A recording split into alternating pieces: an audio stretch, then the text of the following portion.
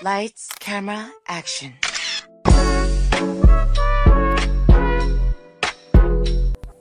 दोस्तों, चाहे वो आशा हो, निशा हो या फिर वो लड़की हो, गेम को ख़त्म तो आशा ही करती थी, क्योंकि उसके निशाने बड़े ही परफेक्ट हुआ करते थे और बड़े ही दिलचस्प तरीके से वो उन सिक्कों को उड़ाया करती थी।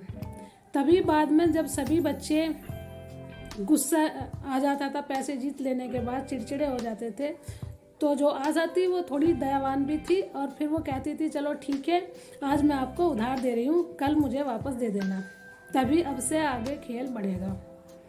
तभी दोस्तों वो सबको 10-10 20-20 सिक्के बांट देती है और फिर दोबारा वो खेल कंटिन्यू कर लेती है। लेकिन ये सब करते करते समय कैसे बीत जाता है पता ही नहीं चलता। तभी पेरेंट्स बाहर से गए हुए घर आते हैं और दोनों लड़कियां और कुछ लड़के अपने अपने घर चले जाते हैं।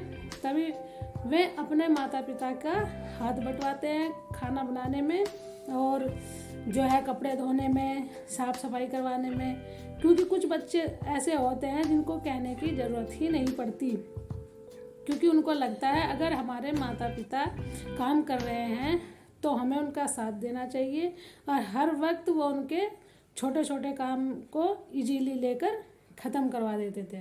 इससे माता पिता का भी सहारा हो जाता था और बच्चों को भी बहुत कुछ सीखने को मिलता था। तभी दोस्तों आशा के दिमाग में एक ख्याल आया कि मैं क्यों ना बड़ी हो चुकी हूँ तो मैं क्यों ना अब रोटी बनाना शुरू कर दूँ, क्योंकि जो मेरी माँ दिन भर से बाहर रहती है, काम करके आती है, थक जाती है, उसको और थोड़ा आराम मिले और घर के सारे काम मैं अपने जिम्मेदारी पर संभाल सकूं। जो दोस्तों उसके सारे भाई बहन हुआ करते थे वो उनको नहलाना धुलाना भी कर देती थी, उनके कपड़े धोने भी कर देती थी, घर की साफ़ सफाई भी कर देती थी और तो और सब्जी की कटिंग करके काट लेती थी, तो उसने सब्जी को बनाना भी सीख लिया था।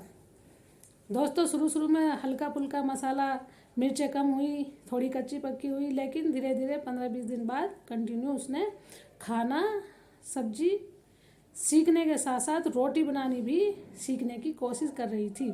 जैसे ही उसने एक दिन आटा गूंदने के लिए तैयार किया तो उससे आटे में थोड़ा ज़्यादा पानी गिर गया और आटा पतला हो गया। अब क्योंकि बच्ची थी तो दिमाग था नहीं, वो इतना उसने प्रांत में घोल कर रख दिया। तभी उसकी माँ बाहर खेत से आई और जब उसने खाना बनाने के बारे में सोचा तो उसने देखा मेरी बेटी ने सब्जी बनाई हुई है, उसे बहुत खुशी हुई।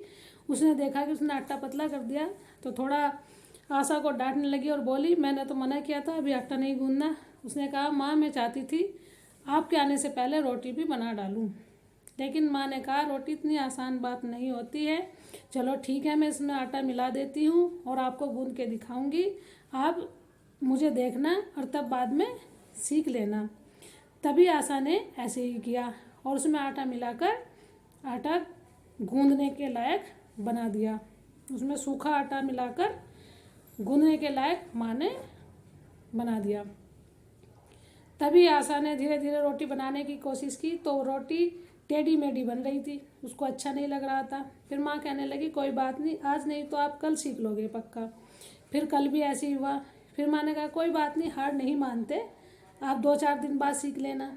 तब भी उससे ये रोटी नहीं बन पा रही थी तो उसने सोचा आशा ने कि ये तो बहुत मेहनत का काम होता है और मुझे मदद करनी ही है माँ की। मैं नहीं चाहती मेरी माँ सारा दिन इतना ज़्यादा काम करे कि वो थक जाए और बीमार पड़ जाए। तभी धीरे धीरे उससे आटा गूंदना तो आ ही गया था। उसने रोटी हाथ से बनाना शुरू करने के साथ साथ 2-4 दिन तक उससे रोटी अच्छी नहीं बनी। वो धीरे धीरे अपनी माँ के हाथ पर दे देती और माँ रोटी को डाल देती। जैसे ही आशा देखती रही उसकी माँ कर रही थी तो आशा ने उसके देखते ही देखते तवे पर पहली रोटी डाल ही दी। माँ ने कहा ये रोटी बड़ी सावधानी से डालनी होती है, अगर तुम्हारी बाहें जो कपड़ा लगा हुआ है बाहें पर ये जल जाता है तवे से पर जब हाथ से रोटी डालते हैं तो थोड़ी सतर्क रह कर डालनी चाहिए। तो तभी दोस्तों देखिए आशा ने रोटी बनानी सीखी है या नहीं सीखी है। मज़ेदार किस्सा है। तब अब उसकी शादी की बारी आने वाली है।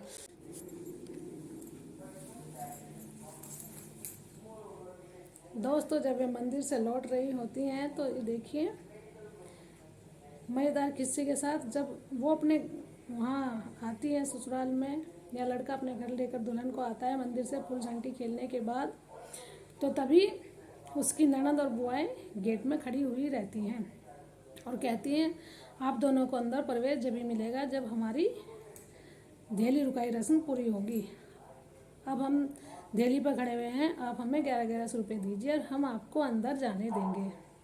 तो उस ज़माने में इतने पैसे होते नहीं थे, या अब से 50 साल पहले इतने पैसे होते नहीं थे।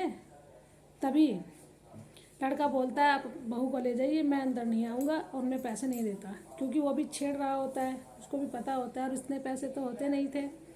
तो ऐसे ही करते करते उस रस्म में 10-15 मिनट हो जाती है, ज़्यादा भी हो जाती है। तब तक ननद जो होती है खड़ी होकर गेट पर खड़ी रहती है और अंदर घुसने ही नहीं देती, क्योंकि उसको पता है अगर वो बहू से मांगेगी तो अच्छा नहीं लगेगा, पहले अपने भाई से ही मांगती है। तो इतनी देर लड़ते झगड़ते बहनें और बुआएं वो उनको 500 रुपये जेब से निकाल कर दे देती हैं। तो ननद तो रास्ते से तभी हटती है जब भाभी के भी मुंह दिखाई की रस्म उसको मिलेगी। तो अपनी भाभी से फोर्स करती है कि भाभी आप, भैया ने हमें 551 रुपये दिए हैं, आपको पूरे 1000 रुपये ही देने होंगे।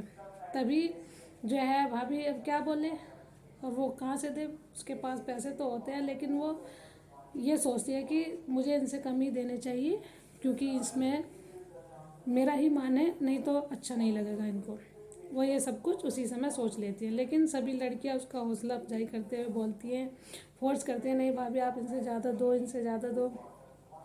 तो फिर भी वो समझदारी से कुछ ही पैसे कम देती है, लेकिन जो उसकी नंद वगैरह हैं, बुआ हैं, वो नहीं मानती है। फिर कहती है अच्छा ठीक है आप ज़्यादा नहीं दे सकती तो आप भैया के बराबर। तभी उनकी मुंह दिखाई रस्म होने का समय करीबी होता है। जैसे खड़े खड़े वो दोनों थकने लगते हैं तो फिर लड़का बोल देता है तुम इनको इतने ही पैसे दे दो और हम अंदर जाकर बैठ जाएंगे। तभी वो लड़की उसको 500 रुपये निकाल कर दे देती है और उसको उन दोनों को अंदर जाने की इजाज़त मिल जाती है। जैसे ही वे कमरे में प्रवेश करते हैं वहाँ अच्छे से चटाई वटाई बिछा कर तैयार रहती है और वे दोनों बैठ जाते हैं। तभी उनका जो है खाना पीना नहीं खाया हुआ होता है, सुबह ही नहा धोकर मंदिर से ही आते हैं, उनको भूख भी लगी हुई होती है। उसी समय उनकी भाभी जो है कंगना खिलाई के लिए आ जाती है और बोलती है एक थाली में चावल और सिक्के और दुबड़े के नाल लेके वो उनका कंगना खिलाती है। जो हाथ में कंगना बंधा होता है उसको खुलवा कर अलग रखवाने के लिए, ताकि आज की ये रस्म यहीं पर समाप्त हो जाए। तो दोस्तों मज़ेदार बात तो यह है कि इस रस्म में भी उनको पैसे ही देने पड़ते हैं। उनके पास इतने पैसे होते नहीं थे, वो फिर भी उनको बार बार यही कह रही थी कि नहीं आप इसमें इतने पैसे डालो, क्योंकि भाभीयों का भी हक होता है। वैसे तो एक दूसरे से कभी मांगते नहीं हैं और उस समय वो मने भी नहीं कर सकते। उन्होंने भी उनको 1,000 की मांग कर दी। अभी उनके पास इतने पैसे नहीं थे। ये सब कहते कहते देवर भाभी में कहीं सुनी मजाक होती रहती है। और इसमें पिस्ता कौन है, जो दुल्हन बनी हुई होती है वो पूरा मुंह ढके बैठी रहती है, गर्मी में पसीने में लथपथ रहती है और वो सोचती है कि कब यहाँ से पीछा छूटे और कब मैं थोड़ा खुले आसान पर बैठूं और जो है कब मुझे खाने को नाश्ता पानी मिले। जल्दी से जल्दी इस रस्म को ख़त्म करने की जल्दी रहती है, लड़के को भी और लड़की को भी। तभी ये जो भाभियाँ कहती हैं देखो जल्दी जल्दी आप अपनी रस्म पूरी कर लीजिए, हम आपके लिए खाना पीना लेकर आ रहे हैं। इस सब चक्कर में जो है देवर भी अपनी भाभीयों के साथ मजाक के मूड में होता है, कहता है नहीं भाभी जो इस समय तो आपका ही फर्ज बनता है, आप हमको पैसे दो और आप कंगना भी खोल के अपने पास ही रख लो। लेकिन ऐसा होता नहीं है।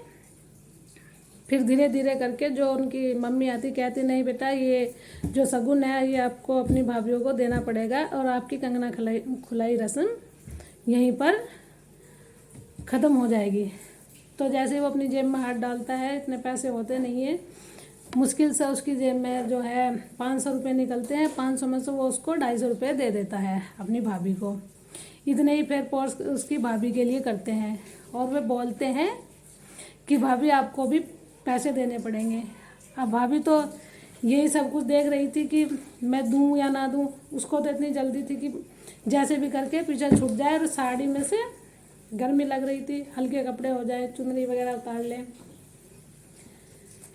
अब जब उनसे भूखे भी बैठा हुआ था, हाल में तो उसने शुरू में दिए नहीं थे, और फिर जैसे मम्मी ने कहा तो उसने उसको 250 रुपये दोनों भाभीयों को दे दिए। 500 रुपये उनके पास हो गया। अब दुल्हन की बारी थी। अब दुल्हन के पास तो इतने पैसे हैं थे, लेकिन वो एकदम से सारे पैसे देती नहीं, क्योंकि उसको इतना पता भी नहीं होता। फिर जो उनकी सास थी, उन्होंने कहा बेटा आपके पास जो भी है आप वो दे दो। अब जो भाभी है वो हमेशा लड़की के पक्ष में ही होती है। Okay, bye bye.